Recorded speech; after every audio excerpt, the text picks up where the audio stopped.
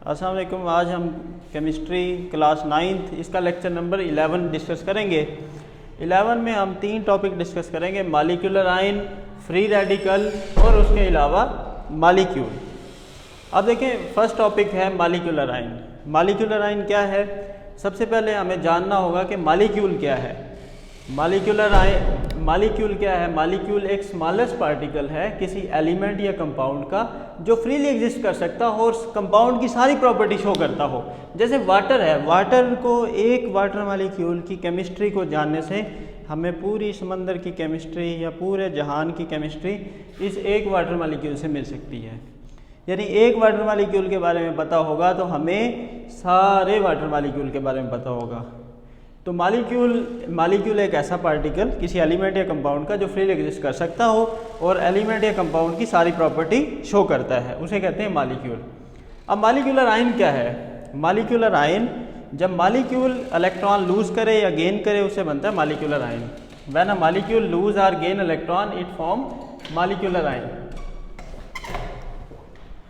जब molecule electron lose करे या गेन करे उसे कहते हैं मॉलिक्यूलर आयन। जैसे मॉलिक्यूल है CH4 का मॉलिक्यूल, उसमें से इलेक्ट्रॉन लूज किया, हाइड्रोजन का मॉलिक्यूल, उसमें से इलेक्ट्रॉन लूज किया, नाइट्रोजन का मॉलिक्यूल, जब उसमें से इलेक्ट्रॉन लूज किया, मॉलिक्यूल में से इलेक्ट्रॉन लूज किया तो मॉलिक्यूलर आयन बना।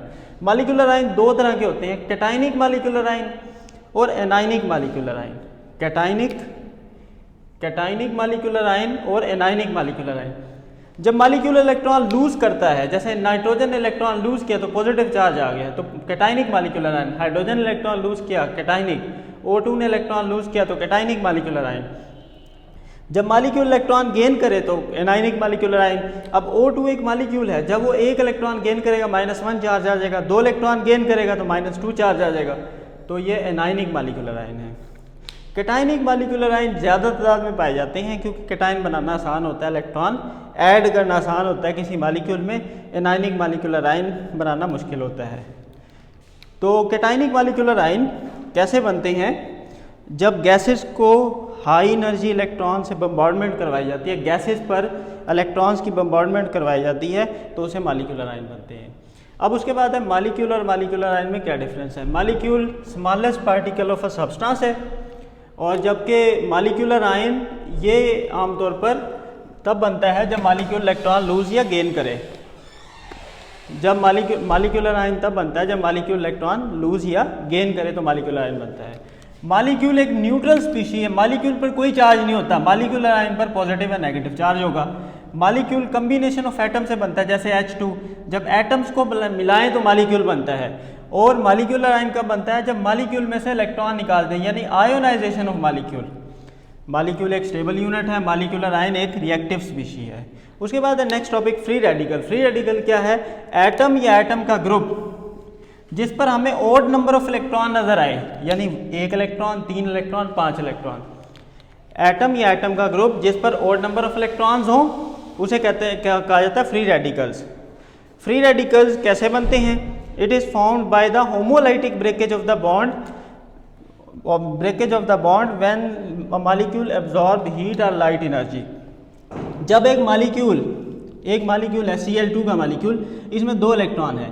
जब हम बॉन्ड को ऐसे तोड़ें कि एक क्लोरीन का इलेक्ट्रॉन उसके पास आ जाए, दूसरे क्लोरीन का इलेक्ट्रॉन उसके पास आ जाए, होमोलाइटिक ब्रेकेज करते हैं तो फिर मॉलिक्यूलर आयन बनते हैं, फ्री रेडिकल बनते हैं। जब homolytic breakage of the bond करें 2 एटम्स के दरमियान तो फिर फ्री रेडिकल बनते हैं। उसके बाद आयन और फ्री रेडिकल के दरमियान डिफरेंस है। आयन पर कोई चार्ज होता है, पॉजिटिव भी हो सकता है, नेगेटिव भी, जबकि जो फ्री रेडिकल्स हैं उसके पास ऑड नंबर ऑफ इलेक्ट्रॉन्स होते हैं। उसके बाद आयन एग्जिस्ट करता है सोल्यूशन में भी, क्रिस्टल लैटिस में भी, जबकि फ्री रेडिकल एग्जिस्ट करता है सोल्यूशन में और एयर में। एयर में जैसे बनता है ये गरज चमक के साथ जो है ना फ्री रेडिकल्स बनते हैं। ऑक्सीजन के मॉलिक्यूल टूट जाते हैं, नाइट्रोजन के मॉलिक्यूल टूट जाते हैं।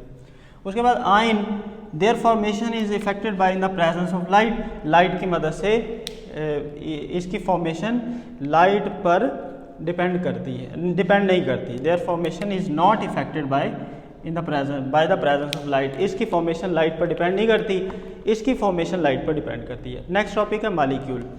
मॉलिक्यूल क्या है? Molecule is form by combination of atom. जब मॉलिक्यूल कैसे बनता है? जब एटम्स को कंबाइन कर दें तो मॉलिक्यूल बनता है।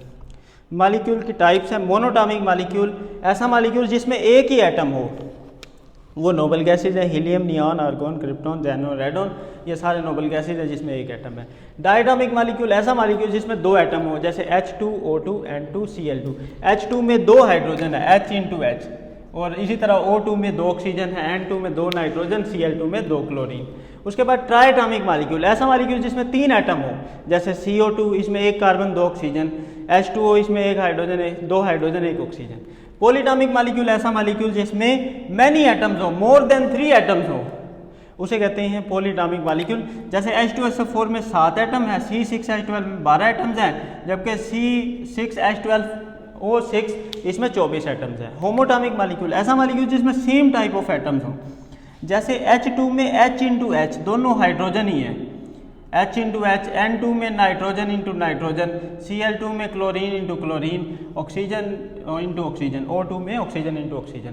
ऐसा मालिक्यूल जिसमें सेम टाइप ऑफ एटम्स हो, होमोटॉमिक मालिक्यूल। और हेट्रोटॉमिक मालिक्यूल, ऐसा मालिक्यूल जिसमें डिफरेंट टाइप ऑफ एटम्स हो, जैसे HCl में हाइड्रोजन और क्लोरीन दो अलग टाइप के एटम है, कार्बन डाइऑक्साइड में C और O2, कार्बन और ऑक्सीजन अलग टाइप के एलिमेंट है, वाटर में हाइड्रोजन और ऑक्सीजन ये भी अलग टाइप के एलिमेंट है। ये था आज का हमारा लेक्चर। नेक्स्ट लेक्चर में इंशाल्लाह नेक्स्ट टॉपिक डिस्कस करेंगे। Thank you.